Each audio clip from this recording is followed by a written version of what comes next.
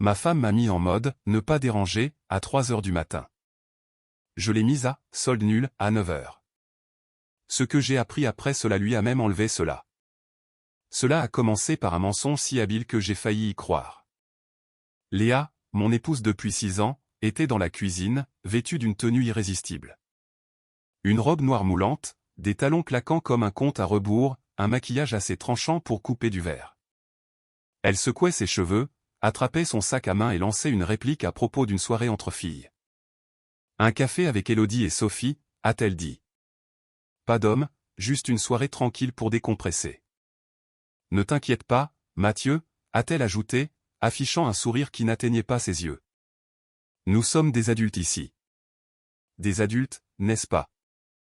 Elle avait l'air de se rendre à un gala, pas dans un café. Je me suis appuyé contre le comptoir, sirotant une bière, la regardant tripoter ses boucles d'oreilles comme si elle se préparait pour la couverture d'un magazine. Un café, hein, ai-je dit, gardant un ton léger, mais mes yeux étaient fixés sur les siens. Es-tu certaine que ce n'est que cela? Elle a levé les yeux au ciel, laissant échapper un soupir. Mon Dieu, Mathieu, ne sois pas ce genre de type. J'ai juste besoin d'une pause. Tu es toujours si tendu. Tendu? C'est ainsi qu'elle m'appelait quand je remarquais ses esquives. Je n'ai pas insisté, j'ai simplement soutenu son regard un instant de plus qu'elle ne l'aurait souhaité. Amuse-toi bien, ai-je dit en buvant une gorgée de ma bière. Elle a saisi ses clés et a franchi la porte avant que je ne puisse en dire davantage. Si j'avais su ce qui se préparait, j'aurais bloqué les comptes à cet instant précis et je me serais épargné des mois de ces manigances. Mais je ne l'ai pas fait. Je pensais que c'était juste une mauvaise journée, peut-être qu'elle avait besoin d'espace. Je croyais encore en nous à cette époque. Je me suis écroulé de fatigue vers minuit. La maison était silencieuse, à l'exception du ronronnement de la climatisation. Je me suis réveillé à 3h14 du matin dans un silence absolu.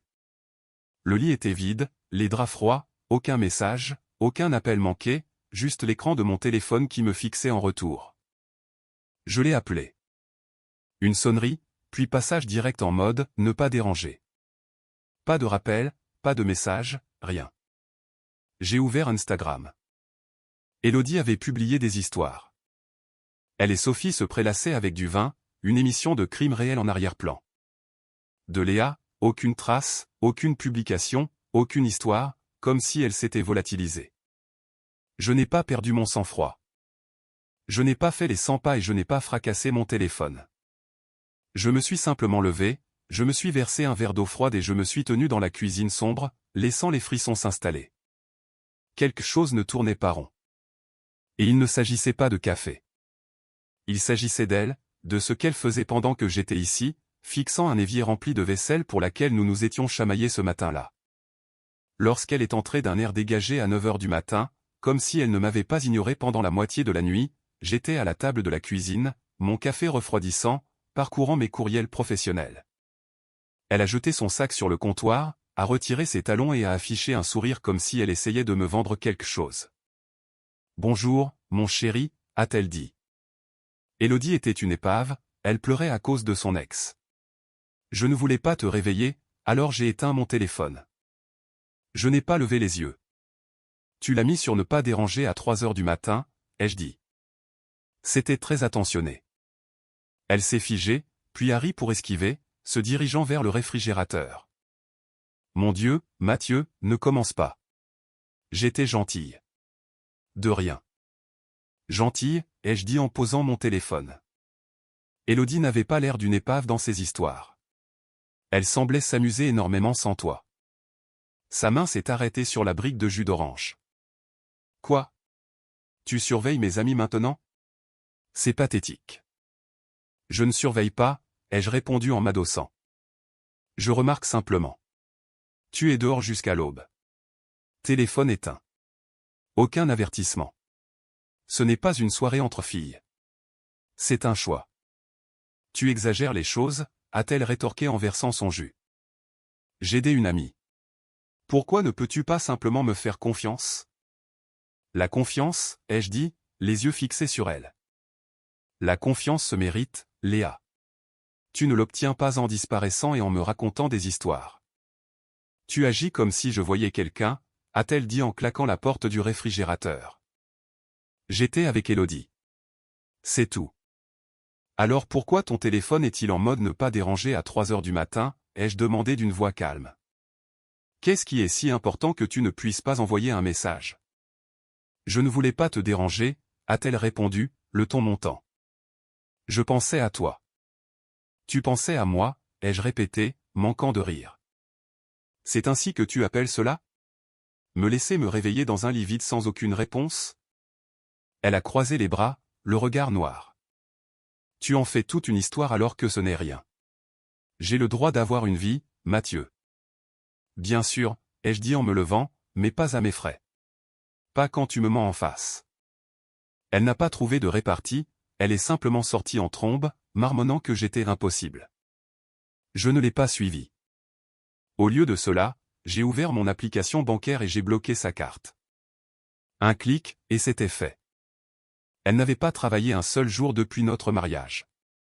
Ses vêtements, ses ongles, ses soirées entre filles, tout était payé par mon salaire. Si elle voulait jouer à des jeux, elle pouvait le faire sans mon argent. À midi, elle était de retour, son téléphone à la main, le visage déformé comme si je venais d'annuler son anniversaire. Mathieu, qu'est-ce qui se passe? Ma carte a été refusée à la station-service. Tu as fait une erreur. J'étais toujours à table en train de répondre à des courriels. Je n'ai pas fait d'erreur, ai-je dit sans lever les yeux. Je l'ai bloqué. Tu veux sortir avec tes amis? Elles n'ont qu'à payer pour toi. Ou peut-être que cet entraîneur à qui tu envoies toujours des messages peut t'aider financièrement. Ses yeux se sont agrandis, puis se sont rétrécis. Es-tu sérieux? Tu me coupes les vivres parce que je suis sorti? Qu'est-ce qui ne va pas chez toi? Tout va bien chez moi, ai-je dit d'une voix ferme. Tu es sorti jusqu'à 3 heures du matin, téléphone éteint, mentant sur l'endroit où tu te trouvais. Ce n'est pas un mariage. C'est une escroquerie. Alors, j'ai fait un choix, moi aussi. Tu te débrouilles seul. Tu agis comme si j'étais avec quelqu'un, a-t-elle crié en jetant son téléphone sur le comptoir. Je t'ai dit qu'Élodie n'allait pas bien. Je l'aidais. L'aider, ai-je dit en la regardant. C'est amusant. L'histoire d'Élodie la montrait en train de rire avec Sophie, pas en train de pleurer. Tu veux continuer à mentir? Fais donc. Mais ne t'attends pas à ce que je finance tout cela. Tu espionnes mes amis maintenant, a-t-elle fustigé. C'est bas, Mathieu. Même pour toi. Pas plus bas que de me mentir en plein visage, ai-je répliqué en rinçant ma tasse. Tu veux parler de confiance? Commence par la vérité. D'ici là, trouve un moyen de payer ton café. Tu es tellement dominateur, a-t-elle dit, sa voix suintant le dédain. Je n'arrive pas à croire que tu fasses cela pour une seule nuit. Une seule nuit, ai-je dit en me tournant vers elle. Il ne s'agit pas d'une seule nuit. Il s'agit du fait que tu penses pouvoir te jouer de moi tout en gardant les avantages. C'est terminé. Elle a attrapé son sac et est ressortie furieuse, marmonnant que j'étais déraisonnable. Déraisonnable? C'est ainsi qu'elle m'appelait quand j'ai cessé de la laisser me marcher dessus. Je ne me laissais plus prendre au piège. J'avais compris le stratagème, ses mensonges, ses détournements, la façon dont elle transformait chaque dispute en une mise en scène. J'en avais fini d'être son public. La semaine suivante, elle a radicalement changé de tactique. Soudainement, elle était l'épouse parfaite. Elle a préparé des omelettes au poivron exactement comme je les aime, a pris des nouvelles de ma journée et a ri à mes plaisanteries stupides.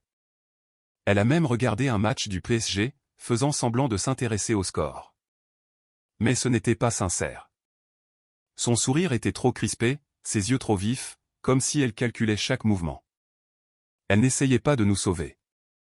Elle essayait de sauver sa situation, de regagner le contrôle qu'elle avait perdu lorsque j'avais bloqué sa carte. Nous étions à un dîner avec des amis quelques jours plus tard, Julien et son épouse, Lucie, Roxane du travail et quelques autres collègues de mon bureau. Léa était en plein spectacle, toute de charme et de rire, se penchant à travers la table pour me toucher le bras. Mathieu a été tellement stressé ces derniers temps, a-t-elle dit, sa voix dégoulinant d'une fausse inquiétude. Le travail le tend énormément. Je n'arrête pas de lui dire de se détendre, mais vous savez comment il est. Toujours à travailler dur. Les convives ont ri. Pas moi. Elle me dépeignait comme le mari coincé, l'homme qui ne pouvait pas suivre son éclat. J'ai bu une gorgée d'eau, j'ai laissé le silence s'installer, puis je l'ai regardé. C'est amusant, Léa, mon travail ne semblait pas te déranger quand il payait tes journées au spa ou tes cafés nocturnes. Les rires se sont éteints. Son sourire s'est figé, mais elle s'est reprise rapidement en secouant ses cheveux. Oh, allons, Mathieu. Ne sois pas dramatique. Je dis simplement que tu as besoin d'une pause. Je vais très bien, ai-je dit en m'adossant. Mais toi, tu pourrais en avoir besoin. On dirait que tu travailles des heures supplémentaires pour que ton histoire reste cohérente. Julien a toussé dans sa bière, essayant de ne pas rire. Roxane a haussé un sourcil, restant silencieuse. Le visage de Léa est devenu rose, mais elle n'a pas riposté devant tout le monde. Tu es impossible, a-t-elle dit en forçant un rire. Toujours à faire toute une histoire pour rien. Rien, ai-je dit, gardant un ton léger. Rien, c'est ce que j'obtiens quand je t'appelle à 3 heures du matin et que ton téléphone est éteint. Tu veux parler d'histoires sérieuses? Parlons de cela. Mathieu, arrête, a-t-elle dit, sa voix devenant tranchante. Tu m'embarrasses. Tu le fais très bien toute seule, ai-je répondu en sirotant mon eau. Tu veux jouer la martyre? Très bien. Mais ne t'attends pas à ce que je joue le jeu. Lucie a tenté de changer de sujet en posant une question sur un nouveau restaurant à Paris, mais l'ambiance était gâchée. Léa buvait son vin, les yeux fuyants, comme si elle attendait que je cède. Je ne l'ai pas faisais. Tu sais, ai-je ajouté en me penchant en avant, si tu es tellement inquiète pour mon stress, arrête peut-être de l'augmenter avec tes disparitions mystérieuses. Cela suffit, Mathieu, a-t-elle lancé, assez fort pour que la table devienne silencieuse. Je ne vais pas discuter de cela ici. Alors ne commence pas, ai-je dit, plus calme que jamais. Tu veux lancer des piques? Je te les renverrai. Épargne-moi tes salades. Roxane a finalement pris la parole d'une voix sèche. Vous devriez faire une tournée avec votre spectacle. Vous nous offrez une véritable représentation. Léa lui a lancé un regard noir, mais je me suis contenté de sourire. Non, Roxane, j'en ai fini de faire de la figuration pour elle. Le reste du dîner fut tendu, mais Léa a gardé le silence. Un point pour moi, mais je ne jouais pas pour les points. Y jouais pour la clarté. Dans la voiture, elle a éclaté. Qu'est-ce que c'était que cela, Mathieu? Tu m'as humilié devant tes amis. Tu m'as fait passer pour une idiote. Tu as fait cela toute seule, ai-je répondu, les yeux fixés sur la route. Tu veux m'attaquer en public? Très bien, mais ne t'attends pas à ce que je sourie et que j'accepte. Tu n'as pas le droit de réécrire qui je suis. Tu es impossible, a-t-elle fustigé en croisant les bras. J'essaie de garder les choses légères, et tu transformes cela en guerre. Pas de guerre, ai-je dit. Juste des faits. Tu ne peux pas vendre une histoire larmoyante quand c'est toi qui esquives les questions. Tu es tellement paranoïaque, a-t-elle dit d'une voix basse. Tu penses que je suis dehors à faire Dieu sait quoi.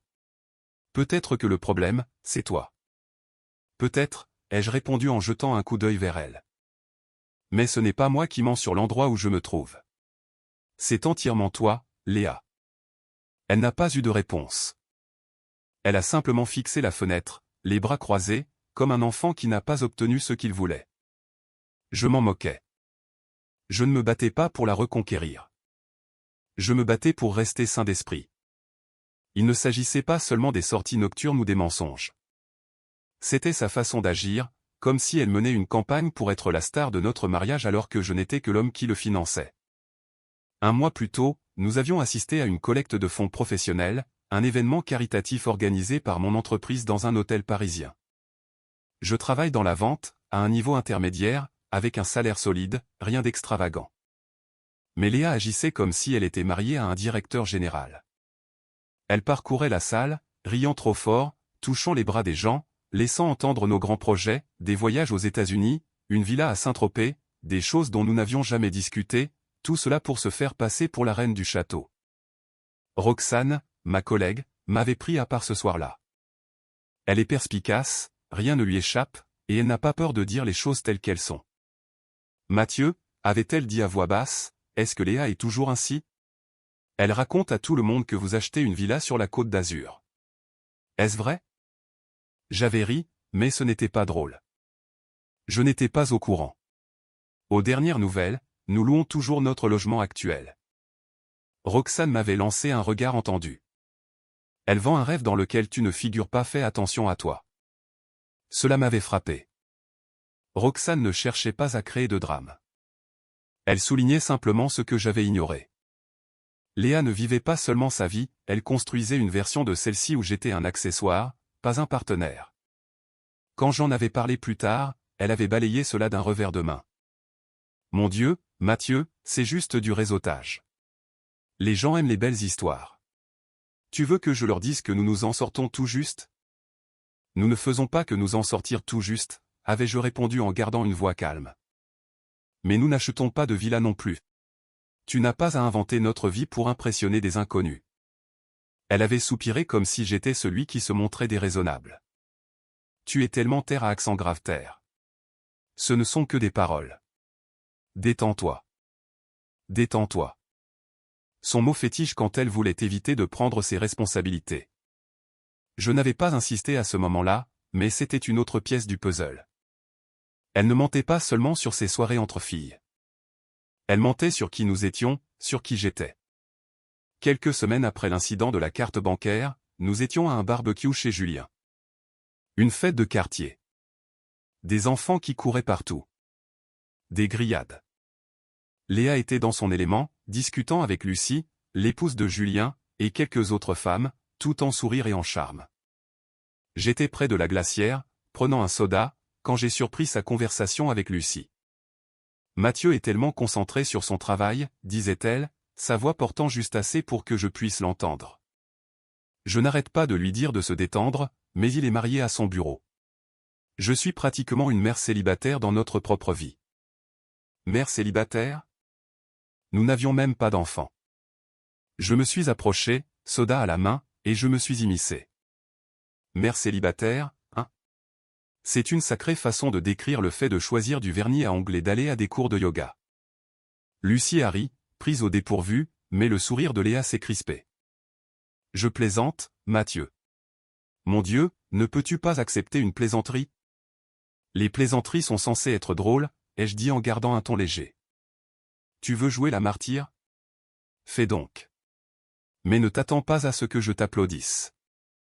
Tu es tellement sensible, a-t-elle dit en levant les yeux au ciel. Je dis simplement que tu travailles tout le temps. Je gère tout à la maison. Tu gères quoi exactement, ai-je demandé en haussant un sourcil. La vaisselle que j'ai lavée ce matin ou les factures que j'ai payées la semaine dernière? Lucie a tenté d'intervenir pour calmer le jeu. Vous deux, vous êtes tellement mignons quand vous vous chamaillez. Mignon, ai-je dit en ouvrant mon soda. C'est un mot pour décrire cela. Tu donnes un spectacle, Léa, ai-je ajouté d'une voix basse mais ferme. Peux-tu éviter de faire cela ici? C'est toi qui as commencé, a-t-elle répliqué. C'est toi qui as commencé, ai-je répété en rencontrant son regard. Tu veux dire aux gens que je te néglige? Très bien, mais ne pleure pas quand je dénonce tes absurdités. Mathieu, cela suffit, a-t-elle dit en jetant un coup d'œil à Lucie. Tu m'embarrasses. Alors arrête de mentir, ai-je dit calmement. Tu veux vendre une histoire? Vends-la à quelqu'un qui est prêt à l'acheter. Les autres femmes ont semblé mal à l'aise, et Lucie a changé de sujet pour parler du match de football des enfants. Léa n'a pas insisté, mais je pouvais voir dans ses yeux qu'elle était furieuse. Non pas parce que j'avais tort, mais parce que je l'avais démasquée devant son public. Plus tard, à la maison, elle a explosé. Tu ne peux jamais me laisser mon moment, n'est-ce pas? Tu dois toujours tout ramener à toi. À moi, ai-je dit en jetant mes clés sur le comptoir. C'est toi qui racontes partout que je te néglige alors que je finance l'intégralité de ta vie. Si tu veux un moment, Léa, prends-le. Mais ne le construis pas sur des mensonges. Tu es tellement ingrate, a-t-elle crié. J'essaie de maintenir l'équilibre, et toi, tu détruis tout. L'équilibre, ai-je dit, manquant de rire. Tu es dehors jusqu'à 3 heures du matin à mentir sur l'endroit où tu te trouves, et c'est moi qui détruis tout? Continue de te raconter cela. Elle n'a pas trouvé de réponse. Elle a simplement attrapé son téléphone et s'est enfermée dans la salle de bain. Je ne l'ai pas suivi. J'en avais fini de lui courir après pour obtenir des explications. 3 semaines après l'incident de la carte, j'ai engagé un détective privé. Non pas parce que j'étais paranoïaque, mais parce que j'étais lassé de ces histoires. Je voulais des faits. L'homme était professionnel, efficace. Je lui ai donné son emploi du temps, sa salle de sport, ses cafés habituels et son numéro de téléphone. 2 jours plus tard, il m'a envoyé un rapport. Des photos, des eurodatages, un court compte-rendu. Léa quittant la salle de sport avec son entraîneur, Marc, celui dont elle aimait les publications sur Instagram depuis des mois. Il marchait dans un centre commercial, sa main sur son bras, riant comme s'ils étaient en rendez-vous galant. Puis, le coup de grâce. Tous les deux se glissant dans un hôtel, masqués, capuche relevée comme s'ils se croyaient dans un film d'espionnage. 2 heures plus tard, ils sont repartis séparément. Pas de sac, pas d'excuses, juste la vérité, étalée noir sur blanc. Je n'ai ressenti ni rage ni chagrin, juste un étrange soulagement, comme un brouillard qui se lève. Je n'étais pas fou. Elle pensait être maligne, mais elle n'était pas invisible. J'ai imprimé les photos et je les ai rangées dans le tiroir de mon bureau, non pas pour créer un drame, mais pour le moment où j'en aurais besoin, quand elle essaierait d'inventer une nouvelle version des faits. Elle a continué son manège à la maison, ne se doutant pas que je savais tout. Elle a préparé le dîner, plié le linge et a même suggéré que nous prévoyions quelque chose pour notre anniversaire. Nous avons besoin de nous retrouver, a-t-elle dit un soir, blottie sur le canapé avec un verre de vin, sa voix douce et étudiée. Cela a été difficile, mais nous allons bien, n'est-ce pas? Je l'ai regardé, avec sa fausse chaleur et son charme calculé. Nous retrouver, ai-je dit, laissant les mots peser. C'est ainsi que tu appelles cela. Son sourire a vacillé un court instant. Qu'est-ce que cela est censé vouloir dire? Cela veut dire que je me demande ce que tu cherches réellement, ai-je répondu en me penchant en avant. Tu nous joues une sacrée comédie ces derniers temps. Le petit déjeuner, le sport, maintenant un voyage. Quel est ton but, Léa? Elle a ri, mais c'était un rire nerveux. Mon Dieu, tu es tellement cynique. J'essaie d'arranger les choses. Pourquoi ne peux-tu pas faire un pas vers moi? Un pas vers quoi, ai-je répété, laissant planer le silence. Vers ta version de la vérité? Ou celle où tu te faufiles dans des hôtels avec ton camarade de sport pendant que je dors? Son visage est devenu livide. Aucune répartie cette fois-ci. De quoi parles-tu, a-t-elle chuchoté, la voix tremblante. N'essaie pas, ai-je dit en l'interrompant. Ne joue pas l'idiote. J'ai des photos, des horaires, tout le dossier. Tu n'es pas aussi maligne que tu le penses. Elle s'est levée, serrant son verre de vin comme si cela l'aidait à rester debout. Tu m'espionnes. C'est de la folie, Mathieu. Tu es obsédé. Obsédé, ai-je dit, me levant à mon tour, ma voix basse mais tranchante. Non, Léa, j'en ai fini. Tu ne peux pas me mentir en face et appeler cela de l'amour. Tu ne peux pas jouer à la parfaite petite épouse pendant que tu joues sur d'autres tableaux. Je n'étais avec personne, a-t-elle dit, la voix brisée. Tu déformes tout. Je déforme, ai-je dit en m'approchant. Les photos ne mentent pas. Toi entrant dans un hôtel avec Marc? Ce n'est pas une histoire que j'ai inventée. C'est toi qui as tout gâché. Tu exagères les proportions, a-t-elle dit, les larmes commençant à couler. Ce n'était rien. Tu en fais quelque chose que ce n'est pas. Rien, ai-je rétorqué, presque en riant. On ne passe pas 2 heures dans un hôtel pour rien. Léa, tu pensais pouvoir me laisser dans l'ignorance. C'est là que tu t'es trompée. Elle n'a pas trouvé de réponse. Elle est restée là, les yeux fuyants, cherchant une issue. Je ne lui en ai laissé aucune. Je suis allé dans mon bureau, j'ai verrouillé la porte et j'ai commencé les démarches pour l'écarter de ma vie. L'appartement, la voiture, les comptes, tout ce qu'elle considérait comme acquis. Tout était à mon nom, payé avec mon argent. Sa contribution, nulle. Son sentiment de légitimité, immense. Le lendemain, nous étions dans un café avec Julien et Lucie. Un terrain neutre, pensais-je, mais Léa y voyait une nouvelle scène. Elle était toute sourire, discutant d'un nouveau cours de sport, mais je sentais qu'elle me testait, attendant que je commette un faux pas. Quand Lucie a posé des questions sur nos projets d'anniversaire, Léa s'est empressée de répondre. Oh, Mathieu a prévu quelque chose de grandiose, a-t-elle dit en me faisant un clin d'œil. Il a été si gentil ces derniers temps. Il fait vraiment des efforts.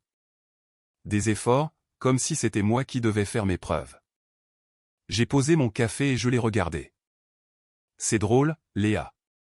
Je n'ai pas le souvenir d'avoir prévu quoi que ce soit, à moins que tu ne parles du moment où tu es avec ton entraîneur pendant que je paie les factures. Lucie a écarquillé les yeux. Julien s'est figé, sa tasse de café à mi-chemin de sa bouche.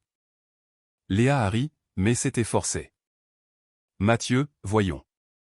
Ne sois pas bizarre. Je suis juste enthousiaste à propos de nous. Nous, ai-je dit en m'adossant. C'est une belle histoire. Dommage que ce ne soit pas celle qui figure sur les photos. Quelle photo, a demandé Lucie avant de pouvoir se retenir. Léa lui a lancé un regard noir, puis s'est tournée vers moi. Tu fais cela ici, devant eux? Tu es pathétique. Non, ai-je dit d'une voix calme. Ce qui est pathétique, c'est de mentir à son mari en pensant qu'il ne remarquera rien. Tu veux parler de nous? Parlons de toi et de Marc, vous glissant dans des hôtels comme dans un mauvais film. Tu inventes tout cela, a-t-elle dit, la voix chevrotante. Tu essaies de m'humilier. Tu te débrouilles très bien toute seule, ai-je répondu en buvant mon café. Tu veux raconter une histoire triste sur mon absence? Très bien, mais ne pleure pas quand je rétablis la vérité. Mathieu, arrête, a-t-elle dit à voix basse. Tu agis comme si j'étais une sorte de monstre. Un monstre, ai-je dit en haussant un sourcil. Non, juste quelqu'un qui a oublié ce qu'est le respect. Je te le rappelle. Julien a finalement pris la parole, essayant de détendre l'atmosphère. D'accord, vous deux, gardez peut-être cela pour la maison. Non, ai-je dit en regardant Léa. C'est elle qui a commencé. Je ne fais que terminer. Léa a attrapé son sac et s'est levée. J'en ai assez de tout cela, a-t-elle dit en sortant précipitamment. Lucie m'a regardé d'un air hésitant. Mathieu, ça va? Mieux que jamais, ai-je répondu en terminant mon café. Je clarifie simplement la situation. Le dîner d'anniversaire était sa dernière chance.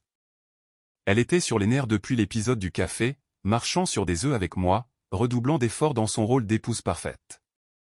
Elle a dressé la table avec des bougies, porté une robe qui hurlait fort, et ne cessait de parler de prendre un nouveau départ. J'ai joué le jeu, non pas parce que je la croyais, mais parce que je voulais qu'elle ressente tout le poids de ce qui allait arriver. Je lui ai tendu une boîte emballée dans du papier argenté, avec un ruban sur le dessus. Elle a souri, toute excitée, comme si nous étions revenus à notre première année. Mathieu, tu n'aurais pas dû, a-t-elle dit en déchirant l'emballage. À l'intérieur se trouvaient les papiers du divorce, signés et datés d'une semaine auparavant. Son visage s'est figé, puis s'est décomposé. Qu'est-ce que c'est que cela, a-t-elle chuchoté, comme si elle n'arrivait pas à y croire. Ton cadeau, ai-je dit en m'adossant sur ma chaise. Tu l'as mérité, Léa. Chaque mensonge, chaque nuit tardive, chaque fois que tu as pensé être plus intelligente que moi. Voilà ce que tu obtiens. Tu plaisantes, a-t-elle dit, sa voix montant dans les aigus. C'est une blague, n'est-ce pas? Après 6 ans. Pas de blague, ai-je dit, plus calme que jamais. Tu voulais la liberté de faire ce que tu veux. Tu l'as obtenue. Mais plus dans ma vie. Elle a jeté les papiers sur la table, les larmes aux yeux. Tu gâches tout pour rien. Tu vas le regretter, Mathieu. Regretter, ai-je dit, manquant de rire. La seule chose que je regrette, c'est de ne pas l'avoir fait plus tôt. Profite bien de tes rendez-vous café. J'espère qu'ils en valent la peine. Tu n'as pas le droit de faire cela, a-t-elle crié en se levant. Je t'ai tout donné. Mon temps, mon amour. Ton amour? Je l'ai coupé en me levant également. L'amour ne se faufile pas dans des hôtels avec un autre homme. L'amour ne me ment pas en face. Tu m'as donné des histoires, Léa. J'ai fini de les acheter. Tu es un monstre, a-t-elle dit, les larmes coulant désormais abondamment. Tu me jettes à la rue sans rien. Tu m'avais, ai-je dit d'une voix froide. Et tu as choisi de tout gâcher. C'est ta responsabilité. Je suis allé dans la chambre, j'ai fermé la porte et je l'ai laissé à sa colère. Les papiers étaient déposés. La procédure était lancée. Elle n'avait plus aucun moyen de pression. La semaine suivante fut un véritable cirque. Elle est restée dans l'appartement, essayant tous les stratagèmes possibles. D'abord, ce furent les excuses, toutes douces et larmoyantes, promettant de changer. « Mathieu, j'ai fait une erreur », a-t-elle dit un matin, se tenant dans la cuisine vêtue d'un de mes vieux t-shirts, ayant l'air de ne pas avoir dormi. « Je me suis laissé entraîner dans des bêtises. Réparons cela. S'il te plaît. » « Réparer quoi ?» ai-je dit en versant du café. « Tu n'as pas cassé un vase, Léa. Tu as brisé la confiance. Il n'y a pas de réparation possible pour cela. Tu ne peux pas simplement me mettre dehors, a-t-elle dit, la voix chevrotante. Je n'ai plus rien. Tu m'avais, ai-je dit en la regardant, et tu as choisi de jouer à des jeux. C'est ta responsabilité. Elle est passée aux menaces le lendemain, arpentant le salon. Je dirai à tout le monde que tu es un monstre, que tu m'as coupé du monde, que tu m'as laissé sans rien. Fais donc, ai-je dit en consultant mon téléphone. Raconte-leur comment tu as menti, comment tu as agi en cachette et comment tu as vécu à mes crochets pendant des années. Voyons qui te croira. Tu es sans cœur, a-t-elle dit d'une voix basse. Tu finiras seul pour toujours. Personne ne te supportera. J'ai levé les yeux et j'ai rencontré son regard. Si tu es ce que je peux espérer de mieux, Léa, alors je préfère de loin être seul. Merci de l'avertissement. Elle n'a plus rien trouvé à dire après cela. Un silence total, puis elle a fait ses valises. Elle est partie une semaine plus tard, essayant encore de négocier, pensant encore pouvoir me convaincre de revenir en arrière. Je n'ai pas cédé. La procédure de divorce a été rapide. Elle s'est présentée vêtue d'une robe que je lui avais achetée des années auparavant, essayant de jouer de son charme tout au long de la séance. Les documents étaient clairs. Tout était à mon nom. Elle est repartie avec rien. Pas de pension alimentaire, pas de biens, juste son propre nom et une valise. J'ai déménagé dans un nouveau logement un mois plus tard, plus grand, plus lumineux, sans aucune trace de son parfum ou de son chaos. J'ai commencé à sortir davantage, dans des bars avec Julien, au bowling avec les collègues de travail, des voyages de week-end à Lyon ou Bordeaux. Des amis dont je m'étais éloigné sont revenus, sans poser de questions. Des femmes se sont manifestées également. Non pas parce que je les cherchais, mais parce que je ne le faisais pas. Elles voyaient un homme qui connaissait sa valeur, qui ne quémandait pas d'attention et ne jouait pas à des jeux. C'était rafraîchissant, comme sortir d'un épais brouillard. Un jour, j'ai croisé Élodie dans un café. Elle semblait mal à l'aise, remuant son café au lait comme si sa vie en dépendait. « Mathieu » a-t-elle dit, « je ne savais pas pour elle et cet homme. Elle nous a menti à toutes. Nous ne lui parlons plus. » J'ai haussé les épaules en sirotant mon café. Cela n'a plus d'importance. Elle a fait ses choix. Élodie a hoché la tête, hésitante. Elle ne va pas très bien. Elle n'arrête pas de dire qu'elle a tout gâché. Elle m'a demandé de te dire qu'elle était désolée. J'ai posé ma tasse et je l'ai regardée droit dans les yeux. Dis-lui que je ne suis pas dans le domaine des secondes chances. Elle peut garder ses excuses. J'ai une vie à mener. Les gens me demandent si elle me manque. 6 ans, c'est long, disent-ils. Elle ne me manque pas. Ce qui me manque, c'est l'homme qui pensait que la confiance suffisait, qui croyait que l'amour signifiait la loyauté. Mais cet homme a disparu, et je m'en porte mieux. Je ne suis pas en colère, je ne suis pas amer. Je suis simplement libre. Et cela a plus de valeur que n'importe quel dîner d'anniversaire ou n'importe quel faux sourire qu'elle m'ait jamais donné.